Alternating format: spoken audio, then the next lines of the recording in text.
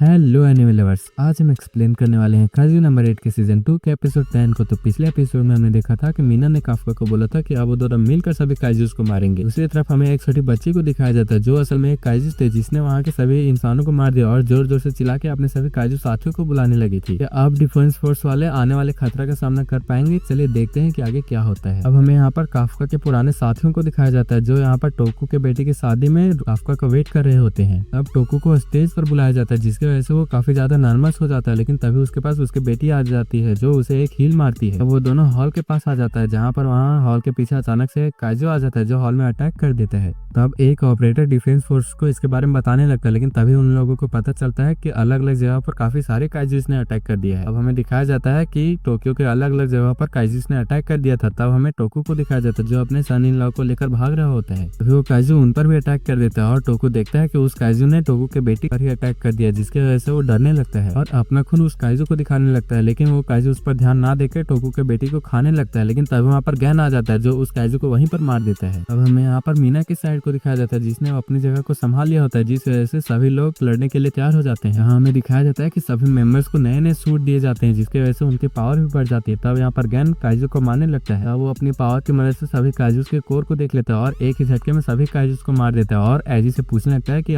बाकी चीजों का क्या हाल है। तो एजी बताने लगता है कि एक गुड न्यूज है और एक बैड न्यूज है। गुड न्यूज ये है कि फर्स्ट और थर्ड डिवीजन के सभी मेंबर्स काजूस को काफी तेजी से मार रहे हैं और बैड न्यूज ये है कि डिफेंस फोर्स के जितने भी डिवीजन है वहाँ पर सभी काजूस ने अटैक कर दिया, जिसकी वजह से वो डिवीजन अपने अपनी जगहों को संभाल रहे हैं, जिस वजह से वो हमारी मदद नहीं कर सकते हैं। हमें सभी जगहों पर काजूस देख रहे हैं जो ह्यूमंस के जो सबसे इम्पोर्टेंट जगह है वहाँ पर ही अटैक कर रहे हैं। चीज हमने आज से पहले कभी नहीं देखी है। गैन बोलता है कि इसका मतलब ये है कि ये अटैक काजू नंबर 9 नहीं किया है। एजी बोलता है कि हम सभी लोगों की मदद भी नहीं ले सकते हैं, तो अब हम क्या करें? गैन बोलता है कि हम लोगों ने इस चीज की ही तो प्रैक्टिस की थी, इसलिए इन्हें हम लोगों को ही संभालना होगा। अब हमें यहाँ पर जापान डिफेंस फोर्स के बेस दिखाया जाता है जहाँ पर किकुरु ने काजू नंबर 4 वेपन पहन लिया था। इसे हिकारी के अलावा आज तक किसी ने नहीं पहना था। तब किकुरु को एक कॉकपिट में बिठा दिया जाता है जहाँ पर किकुरु सोच रही होती है कि ये वेपन मेरी माँ का वेपन था, इसलिए मैं प्रॉमिस करती हूँ कि मैं इस वेपन को काफी अच्छे से यूज करूंगी। तब उसे एक रॉकेट में बिठाकर काजूस की तरफ भेज दिया जाता है। अब हेडक्वार्टर में सभी लोग बात कर रहे होते हैं कि ये एकलौता एक ऐसा वेपन है जो उड़ सकता है और इसी वजह से हिकारी ने आज तक सबसे ज्यादा काजूस को मारा है। यहाँ कुछ सोल्जर्स एक काजू पर अटैक कर रहे होते हैं, लेकिन किकुरु वहाँ आकर उस काजू को एक ही अटैक में मार देती है। तभी गैन उसे बोलने लगता है कि तुम्हारे पास 10 मिनट है और 10 मिनट में तुम वहाँ के सभी काजूस को मार दो। किकुरु बोलने लगती है कि इस चीज के लिए 10 मिनट बहुत ज्यादा है, इसके लिए तो 5 मिनट ही काफी है। तो वहाँ पर एक और काजू आ जाता है जिसे किकुरु एक ही अटैक में मार देते हैं, जिसे देखकर सभी सोल्जर्स को समझ में आ जाता है कि अगर वो लोग ऐसे ही गोली चलाते रहेंगे तो वो लोग किकुरु के लिए बाधा ही बनेंगे, इसलिए वो अपने गोलियों को फ्रीज बुलेट में कन्वर्ट कर देते हैं ताकि वो काजूस के मूवमेंट को रोक सके। सोल्जर्स काजूस के मूवमेंट को रोक लेते हैं जिसकी वजह से किकुरु और भी तेजी से सभी काजूस को मारने लगते हैं। अब यहाँ हेडक्वार्टर में इताओ बोल रहा होता है कि पहले किकुरु के पास इसाओ की अटैक पावर थी, लेकिन अब उसके पास हिकारी की भी पावर आ चुकी है, इसलिए वो अब हिकारी और इताओ दोनों की पावर यूज कर सकती है। दूसरी तरफ हमें सोसिरो को दिखाया जाता है जिसने नंबर 10 वेपन पहन लिया होता है और काजू नंबर 10 उसे बोल रहा होता है कि आखिरकार वो दिन आ ही गया जब मैं तुम्हें इस्तेमाल कर सकता हूँ। तो सोसिरो बोलने लगता है कि मैंने तुमसे पहले ही बोला था कि तुम मुझे यूज नहीं कर सकते हो, इसलिए शांत रहो और मुझे खुद को यूज करने दो। फिर वो कनोमी से बोलने लगता है कि ये काजू बोल कैसे रहे, इस तरह तो मैं इससे यूज नहीं कर पाऊंगा। तो कनोमी बोलने लगती है काजू नंबर 10 एक ऐसा काजू था जो बोलता भी था, इसलिए इसके साथ सिंक्रोनाइज करना काफी मुश्किल था। सोसिरो काजू नंबर 10 को बोलने लगता है कि हम लोग ट्रेनिंग में कभी भी तुम्हारी फुल पावर को यूज नहीं कर पाए थे क्योंकि तुम मेरे साथ अच्छे से बिहेव नहीं करते थे, जिसकी वजह से मैं इसकी फुल पावर को यूज नहीं कर पाता था, इसलिए तुम वही करोगे जो मैं बोलूंगा। काजू नंबर 10 हेलीकॉप्टर के नीचे का हिस्सा काट देता है जिससे सोसिरो बाहर निकल जाता है और सीधा काजूस के पास ही लैंड करता है। तब सोसिरो डिसाइड करता है कि वो पहले लेफ्ट वाले काजूस को संभालेगा, लेकिन काजू नंबर 10 उसे अपोजिट डायरेक्शन में खींचने लगता है, जिस वजह से सोसिरो बोलने लगता है कि आखिरकार तुम ये कर क्या रहे हो, पहले हम लोग कमजोर काजूस को मारेंगे। लेकिन काजू नंबर 10 बोलता है कि नहीं, पहले हम ताकतवर काजूस को मारेंगे। सोसिरो के ऊपर एक काजू अटैक कर देता है जिसकी वजह से वो भी अटैक करने के लिए तैयार हो जाता है, लेकिन काजू नंबर 10 उसे रोक देता है क्योंकि उसे इस काजू से मार खाना होता है ताकि वो ये जान सके कि उसमें कितनी पावर है। जैसे वो काजू सोसिरो पर अटैक कर देता है और सोसिरो को वहाँ पर काफी सारे काजूस घेर लेते हैं, जिसमें काजू नंबर 10 को काफी ज्यादा मजा आ रहा था। तो हमें दिखाया जाता है कि सिंक्रोनाइज ना होने की वजह से सोसिरो की कॉम्बैट पावर और ज्यादा गिरने लगती है, इसलिए कनोमी सोसिरो को वापस आने के लिए बोलने लगते हैं, लेकिन सोसिरो सभी काजूस से घिर गया होता है और वो अपने कॉम्बैट पावर को भी नहीं इनलिस्ट कर पा रहा होता है। अब सोसिरो काजू नंबर 10 को छिप कर अटैक करने के लिए बोलता है, लेकिन काजू नंबर 10 सामने से अटैक करना चाहता था। अब सभी काजूस सोसिरो के ऊपर सामने से अटैक करने में कामयाब हो जाते हैं, लेकिन सोसिरो इस अटैक से बच जाता है और काजू नंबर 10 बोलने लगता है कि देखा तुम मेरी वजह से इस अटैक से बच गए, लेकिन सोसिरो बोलने लगता है कि अपनी बकवास बंद करो, मेरी गलती थी कि मैंने ये सोच लिया कि तुम मेरी बात मानोगे और अगर तुम ऐसे ही करते रहे तो पक्का तुम कचरे में ही नहीं चाहोगे, तो मैं यहाँ पर नहीं मरना चाहता हूँ, इसलिए मैं तुम्हारा साथ दूंगा। तब वो दोनों सिंक्रोनाइज होने लगते हैं। तो ऐसे सोशिरो की कॉम्बैट पावर बढ़ने लगती है और वो दोनों मिलकर सभी काइजूस को मारने लगते हैं। काइजू नंबर 10 सोशिरो को पूरा कंट्रोल देने के लिए बोलता है ताकि वो सामने वाले काइजूस को मार सके, लेकिन सोशिरो ने उस काइजूस को पहले ही मार लिया था और ज्यादा काइजूस को मारने के लिए वो लोग आगे बढ़ने लगते हैं, जिस वजह से सोशिरो की कॉम्बैट पावर 66% पहुंच गई थी। यहाँ सोशिरो और काइजू नंबर 10 मिलकर सभी काइजूस को मारने लगते हैं, जहाँ पर फाइट के बीच में सोशिरो काइजू नंबर 10 की गलतियां दिखा रहा होता है, जिस वजह से कानोमी को लगने लगता है कि इस वजह से काइजू नंबर 10 और सोशिरो के बीच सिंक्रोनाइज नहीं होगा। असल में इसका उल्टा हो रहा होता है और सोशिरो को कॉम्बैट पावर और भी ज्यादा बढ़ने लगता है और 70% पहुंच जाता है, जिसका रीजन कानोमी को नहीं पता चल पा रहा होता है। अब सोशिरो और काइजू नंबर 10 बहस करते हुए अपने सूट की पावर बढ़ाते हुए और सभी काइजूस को मारते हुए सभी काइजूस के बॉस तक पहुंच जाती है। सोशिरो अपनी टेक्निक को यूज करने लगता है, जिसकी वजह से काइजू नंबर 10 को एहसास हो जाता है कि ये वही टेक्निक है जिससे सोशिरो ने काइजू नंबर 10 को हराया था। तो ऐसे काइजू नंबर 10 सोचने लगता है कि मुझे ऐसा लग रहा है कि मेरी बॉडी में काफी ज्यादा पावर आ चुकी है, मुझे पता ही था कि मुझे इससे लड़ने में काफी ज्यादा मजा आएगा। सोशिरो उस काइजू को भी मार देता है, जिसकी वजह से वहाँ के सभी काइजूस खत्म हो जाते हैं। सोशिरो बाकी काइजूस से भी लड़ने के लिए आगे बढ़ने लगता है, लेकिन काइजू नंबर 10 उसे मना कर देता है क्योंकि वो काइजूस के साथ लड़ लड़कर बोर हो चुका था, इसलिए वो जापान डिफेंस फोर्स के सोल्जर्स के साथ लड़ना चाह रहा होता है, लेकिन सोशिरो इसके लिए मना कर देता है। वैसे वो दोनों दोबारा से बहस करने लगते हैं और इधर कानोमी बोल रही होती है कि सोशिरो की कॉम्बैट पावर 77% पहुंच गई है और ये वही पावर है जो सोशिरो नॉर्मल सूट के साथ यूज करते हैं। यहाँ गैन को भी पता चल जाता है कि सोशिरो ने अपने एरिया के सभी काइजूस को मार दिया और एजी उसे बताने लगता है कि अब केवल एक ही एरिया बच गया है और वो एरिया शिनोनोमे और ताचिबाना स्क्वाड संभाल रही है। ट्रैफिक की वजह से उन्हें अटैक करने का मौका नहीं मिलता है और वहाँ पर 6 और काइजूस आ जाते हैं। अब काफका शिनोनोमे से उन काइजूस से लड़ने के लिए रिक्वेस्ट करने लगता है और बोलने लगता है कि मैं आज तक इतने बड़े काइजूस से नहीं लड़ा हूँ, लेकिन मुझे पूरा यकीन है कि मैं इन्हें मार ही सकता हूँ। लेकिन शिनोनोमे उसे मना कर देती है और बोलने लगती है कि काइजू नंबर 9 से लड़ने के लिए तुम हमारे लिए सबसे बड़े वेपन हो और पिछले बार ट्रांसफॉर्म होने की वजह से काइजू नंबर 10 ने तुम्हारी लोकेशन डिटेक्ट कर लिया, इसलिए अगर तुम अभी ट्रांसफॉर्म होगे तो दोबारा से काइजू नंबर 9 तुम्हारे लोकेशन ट्रैक कर लेगा, इसलिए तुम अभी नहीं लड़ सकते और हमें तुम्हारी जरूरत तब पड़ेगी जब काइजू नंबर 9 के अपोजिट लड़ना पड़े, इसलिए अभी तुम शांत रहो। तब एक बड़ा काइजू शहर के ऊपर अटैक कर देता है, जिस वजह से काफका सोचने लगता है कि अब हम लोग क्या करें, हम लोग इसे कैसे संभालेंगे। तभी कैप्टन मीना उनसे कांटेक्ट करती है और बोलती है कि उन सभी काइजूस को वो अकेले संभाल सकती है। इसी के साथ हमारा ये एपिसोड यहीं पर खत्म होता है। अगर आपको ये वीडियो पसंद आया हो, वीडियो को लाइक करना और चैनल को सब्सक्राइब